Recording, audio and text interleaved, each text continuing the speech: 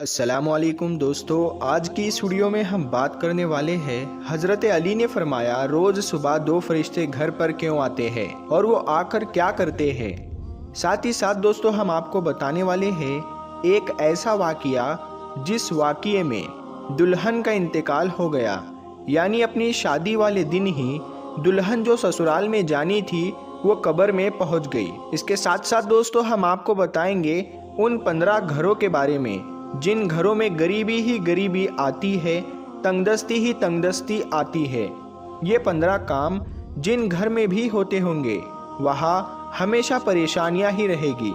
प्यारे दोस्तों, सब कुछ बताने वाले हैं, बस आप इस वीडियो को आखिर तक देखते रहिए। वीडियो शुरू करने से पहले आप इस वीडियो को एक लाइक ज़रूर करें और ज़्यादा से ज़्यादा शेयर करके अपने कुछ करीबी लोगों तक ज़रूर पहुँचाएँ। तो चलिए वीडियो शुरू करते हैं। हजरत अली की खिदमत में एक शख्स आकर कहने लगा, या अली, दिन के आगाज में सबसे पहले क्या होता है? तो हजरत अली ने फरमाया, ऐ शख्स, दिन का आगाज 2 फरिश्तों से होता है।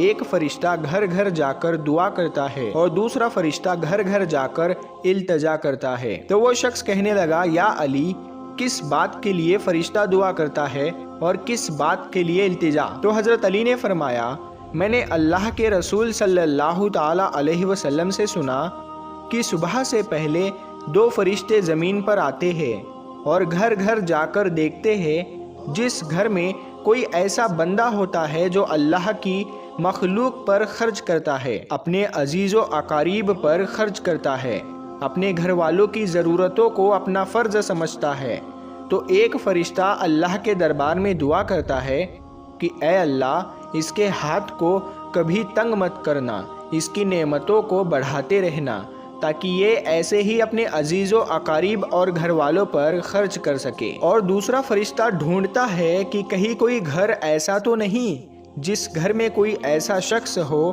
कि वो अपने घर वालों पर अजीज़ो अकारीब पर माल खर्च नहीं करता हो, वो छुपा कर रखता हो, यानी अल्लाह की मखलूक पर खर्च नहीं करता हो।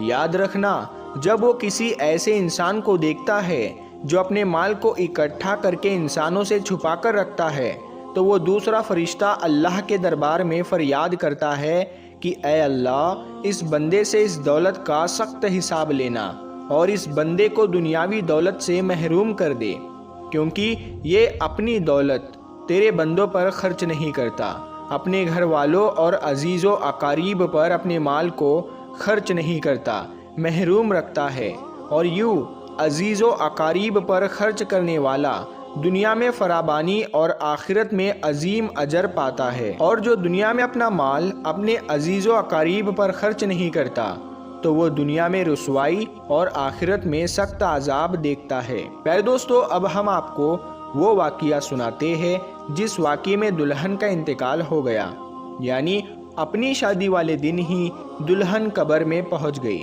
दोस्तों, ये वाक़या सऊदी अरब का है। एक लड़की की शादी थी, उसकी तैयारियां चल रही थी, दुल्हन को सजाया जा रहा था। इतनी देर में मस्जिद में अजान हुई और उसके बाद नमाज के बाद से ही लड़की के मेकअप की तैयारियां चलने लगी। उसको एक अच्छा सा लिबास पहनाया गया और दुल्हन का सारा मेकअप किया गया।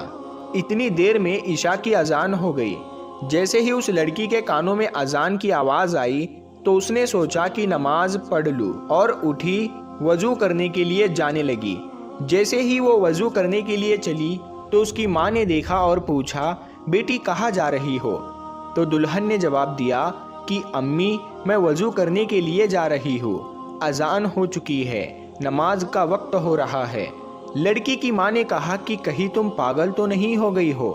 नीचे सारे मेहमान बैठे हैं, तुम्हारा इंतज़ार कर रहे हैं, तुम वज़ू करोगी, तुम्हारा मेकअप खराब हो जाएगा, तुम फिर अच्छी नहीं दिखोगी, सब लोग तुम्हारे बारे में क्या सोचेंगे? उस दुल्हन ने कहा कि अम्मी, लोग क्या कहेंगे मुझे नहीं पता, मुझे अपने रब को राज़ी करना है। इतना कहकर लड़की वज़ू के लिए चली गई। उसने वज़ू किया और नमाज के लिए जाने लगी। वज़ू करने से उसका सारा मेकअप उतर चुका था, लेकिन लड़की को इस बात की कोई भी फिक्र नहीं थी, उसे तो डर था अपने रब का। लड़की नमाज पढ़ने के लिए खड़ी हो गई और नमाज अदा करने लगी। जैसे ही उसने आखिरी सजदा किया तो वो उठ ना सकी और सजदे में ही उस लड़की का इंतकाल हो गया। जब काफ़ी देर बाद भी दुल्हन नीचे नहीं पहुंची तो माँ को फिक्र हुई।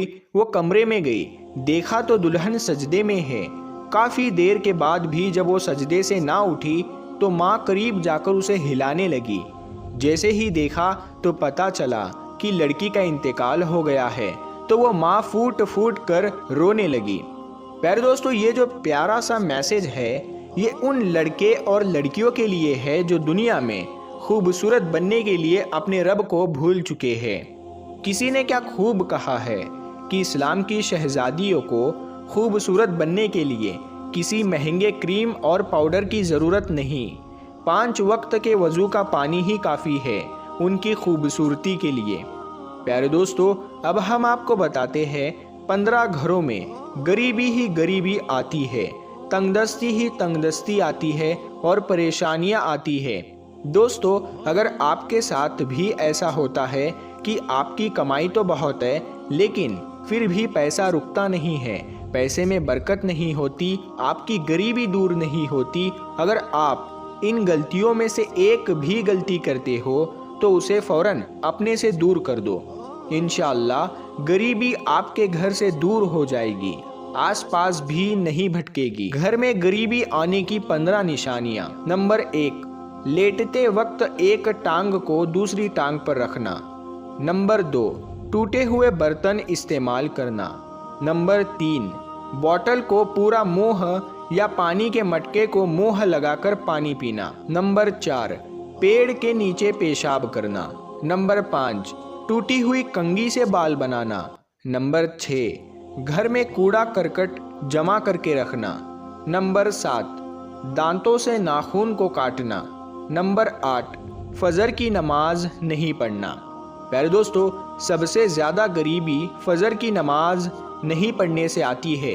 अगर आप फजर की नमाज नहीं पढ़ते हैं तो उस घर में गरीबी का आना तय है। नंबर 9, झूठी कसम खाना। नंबर 10, उल्टे लेट कर सोना। नंबर 11, मेहमान के आने पर नाराज़ होना। नंबर 12, औरतों का खड़े खड़े बालों को संवारना। नंबर 13, गुसल खाने में पेशाब करना। नंबर 14, घर में बड़े लोगों को नीचे बैठाकर खुद ऊपर बैठना। और नंबर 15, उल्टे हाथ से खाना पीना करना। प्यारे दोस्तों, ये थे वो 15 काम जिनको करने से घर में गरीबी बनी रहती है और उस घर में गरीबी का आना तय होता है।